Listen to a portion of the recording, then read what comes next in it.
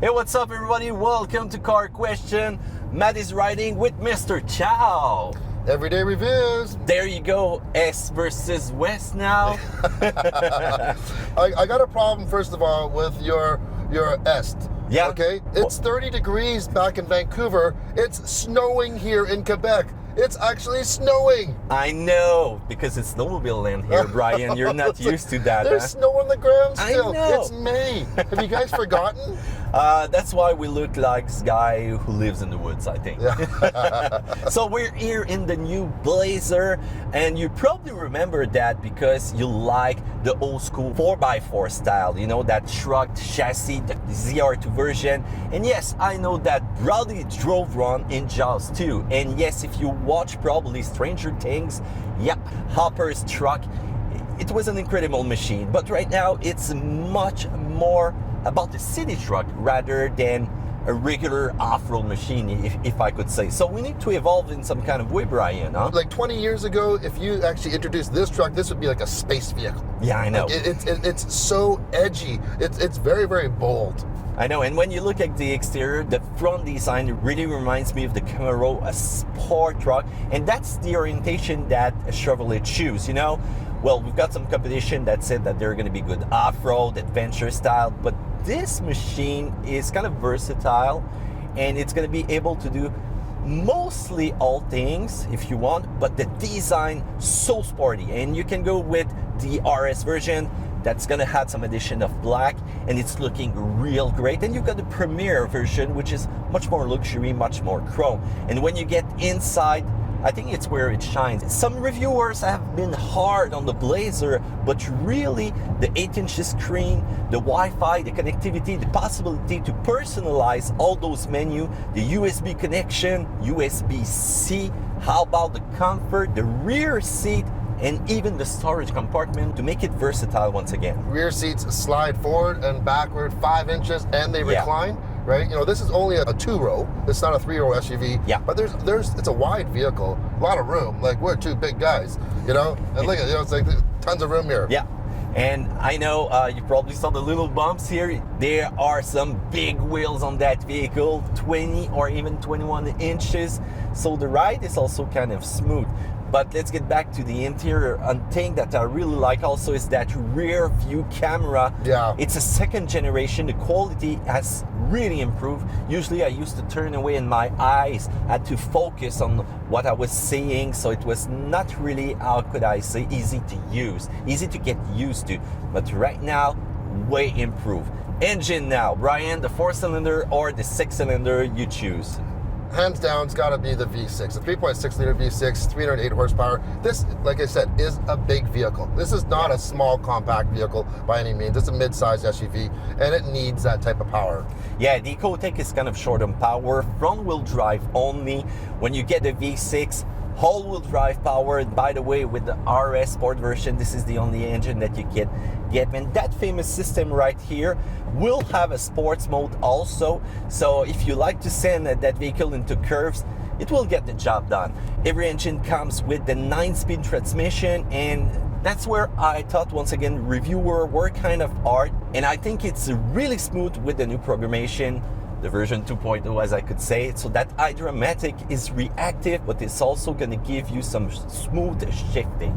Let's get back to the styling, the big wheels. I love the RS, but I think it has like a whole bunch of different elements of different vehicles. At a short glance, I think it looks a little bit like the I-Pace. It's got a little bit of Murano. It looks like a larger Range Rover Evoque in some angles, but you know, those are all good cars to be in company with, that's for sure. Yeah, but I think it's got a really unique styling from the inside, from the outside, and that will attract buyers in some kind of way. Let's talk about towing capacity. If you go with the 4-cylinder, well, only 1,500. Yeah, 1,500. And if you go with the V6, 4,500 pounds. I think it's right there on the target where you can go camping with the trailer. You can bring not one, but 2 snowmobiles, 2 ATV. A decent sized boat, yeah, right? Yeah, this is right in the target spot where you're gonna be able to tow mostly anything. And if you equip your trailer with brakes, that's going to be fine. And when it's going to come to hooking the trailers. I really love the camera, the angle, the line to align the ball and make sure that you get it on the first try. Even if you're alone inside, this is a great system. It really is. Yes, all-wheel drive system. You can switch it from front-wheel drive and you can switch it in all-wheel drive mode. We found out that it's quite reactive, so we went to do some little trails, rocks, and everything like that. Direction is right there. You're not gonna wait. It's not gonna feel like a front-wheel drive, and the next thing you know, you've got power sent to the rear wheel. It's a smart system. It's analyzing the wheels 100 times a second, right? So it's gonna give you the optimum traction all the time. And in sports mode, it's gonna make a difference. They showed us a graphics. I'm gonna show it to you guys. So as you can see, you will have a 2% increase in the turning speed that you get, but also the steering input will be less, so you're gonna be more comfortable if you like sporty driving and taking those curves. Price, Brian, now I want to know if you agree with me. You've got the base price, $37,000, $345. That vehicle will come with the 9-speed. You will get the 8 inches tactile screen. You will get Apple CarPlay, Android Auto. 18-inch wheels. Yeah, you've got the 18-inch wheel. You can unlock it without a key. You've got a remote starter. You've got a lot of stuff. The HD camera. You've got also the reminder that you left something in the rear seat. That's really important now. Yes, and that teen driver system. So you've got a lot of stuff for the base price, but it's only going to be front-wheel drive and 4-cylinder. If you want to go with the V6 front-wheel drive, the price goes up to $39,000, $545. If you want all-wheel drive, we're in the $42K price range. Do you think it's a lot of money for that all-wheel drive version? I don't think so. You know, for a vehicle this size with as much utility as it has and so many standard features, that's actually reasonable. And there is a True North version available for $45K, 20 inches wheel. Now this is gonna get big. You know, Brian Winter here, ooh, that's a lot of money for winter tires.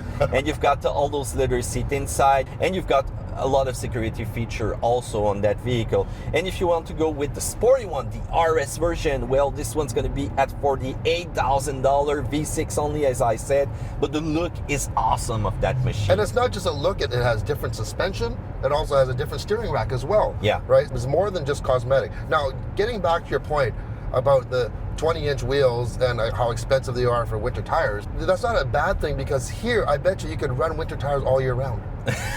Brian, don't say that in our video. But you're funny, man. You're funny. But you know what? You can get 21 inches wheel with the RS. So that's going to be a great recommendation, Brian. We go with smaller wheels and winter tire, yes, in the winter. And you know what? We stud in Quebec. So if you want to go with the fully equipped version, you've got the Premier at $50,000 and more. You've got that Chrome edition. You've got that softer suspension, if you like it, and still the same towing capacity, still the same great engine. But if you want to put more option even, you can go up to $60,000 and a little bit more. So that's a lot of money though. For me, I would definitely get the RS in the red. In the red? I love the black one. The black with the red. Yeah, okay, perfect. Yeah. Let's talk about the negative points now. Well, those big wheels are gonna be hard to store during winter, and I don't think there's a lot of winter tires now that you're gonna find in that OEM size. So you will need to use 2 sets, TPMS and everything like that, so it's gonna come with a big package. The small engine only gonna come front wheel drive. I think it could have been cool maybe if they added all-wheel drive to it also. One unique thing is that they have LED daytime running lights and the markers, but the headlights are actually below it now. They're actually below it, but they're HID, not LED, and that's kind of odd, I think. Right? I know, so replacement costs will be a little bit higher for HID also, but it's still going to give you great lighting though, you know, and the cutaway is much further than other regular vehicle. And lateral support right here on the side is not that great for an RS version. Right now we are in the Premier though, but we tested the RS version and there's not a lot of lateral support for such an amazing version. And believe me, they've got great seat in the Chevrolet lineup because they make sporty car. And finally, it's not an off-road vehicle. You know, the Blazer used to be a workhorse in some kind of way, but right now this is a much more city CUV rather than really an off-road oriented vehicle. Even if you get that little off-road mode here, Remember, ground clearance and 20 inches wheels in a place where there is no tarmac, that's not great. But on the plus side though, I really love the styling. Yeah. How about the feeling behind the wheels, the acceleration, even the braking force is kind of great. You've got those big wheels, the brake looks so small, but it's rather impressive, the feeling that you get from the pedal. And by the way, yeah, the rear seat a little bit firm though for your back, so you got to be careful with that, Brian. Oh, what was that? Ooh. Ooh. That's the lane departure warning. Yeah. Oh, Yeah. I thought it was a pothole in Quebec, man. Okay, and final point, it's not as big as the competition, but believe me, you're going to be able to live with it. And you've got a lot of little clever storage compartment. Yeah, everywhere. How about you, Brian? The plus points? Oh, the plus points, well, I definitely agree. The styling, and including the interior. It's simple. I've not really been a big fan of Chevrolet interiors. Yeah. Seriously, this is the best one by far that I've ever actually experienced. Hands down, really. Like, it's logical. The system, the infotainment 3 system is redone. It's so fast. Smooth. Super fast, reactive. Like, whatever you do, it's instant. So yeah, very good job there.